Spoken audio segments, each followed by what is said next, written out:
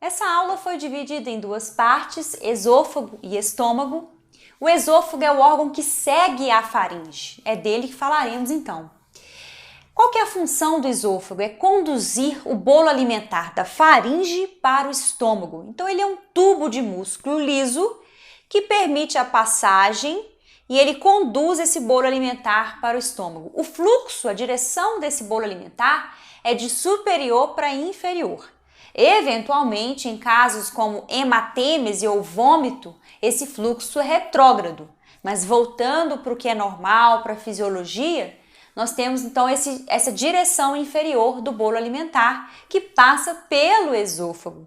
Qual que é o tamanho do esôfago? Ele mede aproximadamente 23 centímetros de comprimento. Ele vai variar de 23 a 25. Por curiosidade, pega uma régua aí no seu estudo, durante o seu estudo, e marca 23 centímetros. Coloca essa régua em você e veja como que é na realidade esse tamanho aproximado do seu esôfago. Ele se estende então da faringe até o estômago.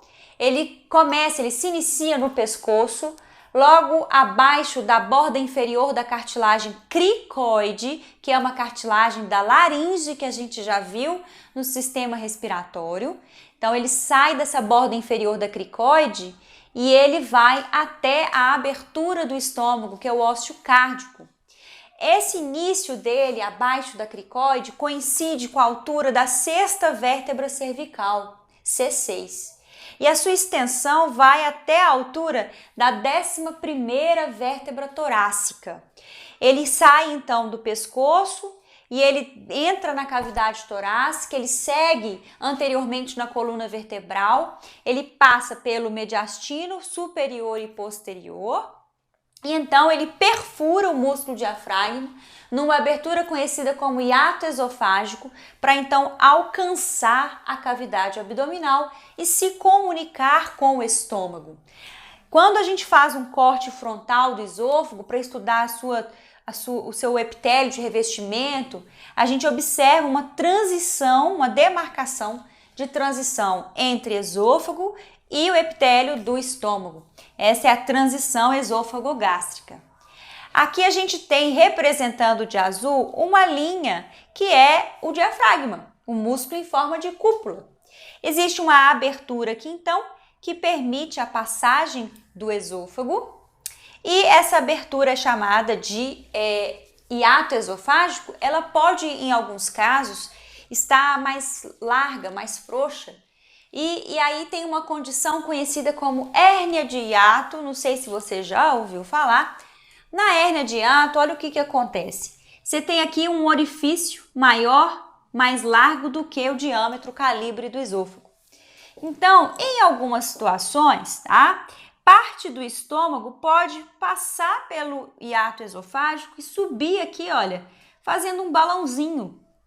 A gente já comentou em outras aulas que o vocábulo hérnia significa estar fora do local de origem. Então aqui é uma hérnia, mas não é aquela hérnia de disco da coluna, porque aqui é hérnia de hiato. Quem que está saindo do local aqui é o estômago, que deveria estar na cavidade abdominal e passa pela cavidade torácica. Constantemente, o suco gástrico ele fica aqui voltando para o esôfago. As pessoas que têm a hérnia de hiato, geralmente elas têm a azia, que é a sensação de queimação constante, cada vez ela vai aumentando mais. A clínica pode variar um pouco entre um paciente e outro, mas em geral é isso, tá? E aí o paciente vai começando a tomar os medicamentos que são antiácidos, mas chega um determinado momento que nada resolve a azia. Quando vai fazer um exame simples, chega no diagnóstico de hérnia de hiato, né? Pode ser uma hérnia de hiato. A correção é cirúrgica, ela é relativamente simples e é como se fosse apertar a calça quando você emagrece muito, né? Se você tem uma calça, você vestia 38 e a calça era certinha no seu corpo, então não sobra nada, né? Nada vai passar ali entre o cós da sua calça. Mas se você emagrece, você fica com uma abertura entre o seu corpo e a calça. É isso que acontece na hérnia de hiato. Essa abertura favorece o extravasamento do estômago para cima. Então, nessa cirurgia, claro que eu estou resumindo, né, bem de maneira bem simplória, bem simplista, você vai apertar, ajustar a calça que estava larga em você. É mais ou menos por aí a correção da hérnia de hiato, tá bom? Bom, mas a gente não tem só a hérnia de hiato como uma patologia, uma doença para exemplificar e para fazer um pouquinho de anatomia aplicada. A gente tem a doença também conhecida como a doença do refluxo gastroesofágico. Então, doença do refluxo gastroesofágico, que é simplesmente o sintoma de azia. Então, não tem a questão da hérnia, mas existe aqui o esfíncter inferior do esôfago, ele não fecha bem essa abertura. E aí, o quimo que está aqui, olha, dentro do estômago, ele começa a refluir, ele volta para o esôfago.